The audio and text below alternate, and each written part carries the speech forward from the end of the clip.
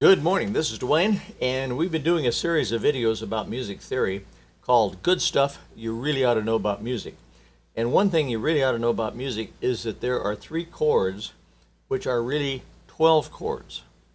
Now I know that sounds like the puzzle, but it's absolutely true. There's 3 chords that are actually 12 chords, and those 3 chords are the 3 diminished 7th chords. Let's back up here. If you have a major scale, it's a row of notes that follows some rules about half steps and whole steps and so on. In any case, if you make a major chord, a major triad, that's 3 notes, root, third, and fifth. If you make a minor triad, you lower the third a half step, right? So that's a minor triad. If you want a diminished triad, you lower the fifth a half step. And if you want a diminished 7th triad, you start with the 7th and go down a double flat.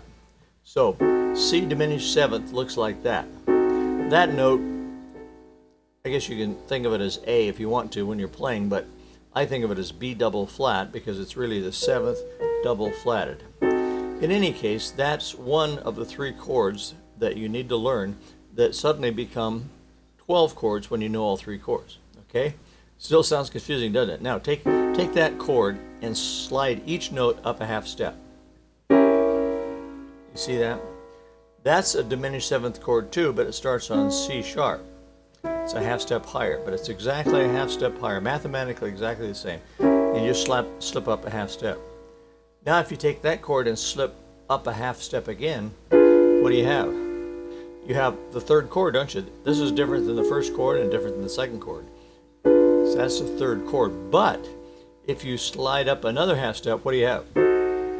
You got the same chord you started with, just upside down. In other words, that's the C diminished 7th chord, isn't it?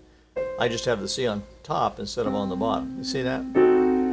But it's the same 4 notes, okay? So that is one of the 3 chords. We'll call it C diminished 7th. Go up a half step and that's C sharp diminished 7th.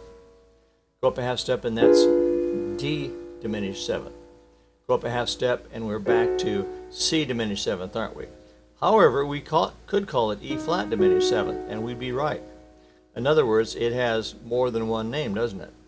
I could also call it F sharp diminished 7th because F sharp can function as a root as well. Or I could call it G flat diminished 7th. Okay? If I go up another half step, I come to G, B, D flat, and E. Now that is different than the 1st chord, isn't it? Okay? But each note of that chord can function as a root. In other words, that's the G diminished 7th chord, the B flat diminished 7th chord, the D flat diminished chord, and the E diminished chord. If I go up another step, half step, that could function as A flat diminished chord, B diminished chord, D diminished chord, F diminished chord. In other words, if you know those 3 chords, you know all 12 diminished 7th chords, don't you? That's it, because there ain't no more, okay? That's all. So learn those 3 diminished 7th chords. I'm illustrating them in the right hand, but of course the same thing's true in the left hand, okay? Diminished 7th chords create a tension like that's usually resolved to a harmonic chord. In other words, a chord that sounds nice after you build up that tension. Okay?